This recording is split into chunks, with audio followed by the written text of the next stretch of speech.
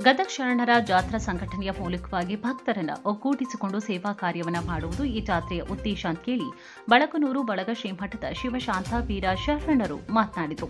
ಬಳಗನೂರು ಗ್ರಾಮದಲ್ಲಿ ಕೊಪ್ಪದ ಶ್ರೀ ಚನ್ನವೀರ ಶರಣರ ಪುಣ್ಯ ಸ್ಮರಣೋತ್ಸವ ಜಾತ್ರಾ ಮಹೋತ್ಸವದ ಮತ್ತು 84 ಲಕ್ಷ ಜೀವರಾಶಿಗಳಲ್ಲಿ ಮಾನವ ಜನ್ಮ ಪಡೆದುಕೊಂಡು ಶ್ರೇಷ್ಠರಾಗಿದ್ದೇವೆ. ಯಾವುದಾದರೂ ಸಾಧನೆಯನ್ನ ಮಾಡಿ ಜೀವನ ಸಾರ್ಥಕ ಮಾಡಿಕೊಳ್ಬೇಕು. ಇಲ್ಲದಿದ್ರೆ ಕೀಟಗಳಿಗೂ ನಮಗೂ ವ್ಯತ್ಯಾಸ ಇರುವುದಿಲ್ಲ. ಜೀವ ಇದ್ದಾಗಲೇ ಸಾಧನೆಯನ್ನ ಮಾಡಬೇಕು. ನಮ್ಮ ಹೆಜ್ಜೆಯನ್ನ ಮುಂದೆ ಇಟ್ಟಾಗ ಜೀವನ ಸಾರ್ಥಕವಾಗುತ್ತೆ. ವೀರೇಶ್ವರ ಪುಣ್ಯಾಶ್ರಮದ ಪೀಠಾಧಿಪತಿ ಡಾಕ್ಟರ್ ಕಲ್ಮನೆಜಿ ಅವರು ಸಾಹಿತ್ಯ ವಹಿಸಿ ಮಾತನಾಡಿದರು. ಪುಣ್ಯಕ್ಷೇತ್ರವಾಗಿದೆ, ಪಾಲನೆಯ ಪವನ ತೀರ್ಥವಾಗಿದೆ ಅಂತ ಕೂಡ ಮಾತನಾಡಿದರು. ಬಳ್ಳಾರಿಯ ಕೆ ಮಂಜುನಾಥ್ ಅವರು ಈ ವಿಚಾರವನ್ನ ತಿಳಿಸಿದರು.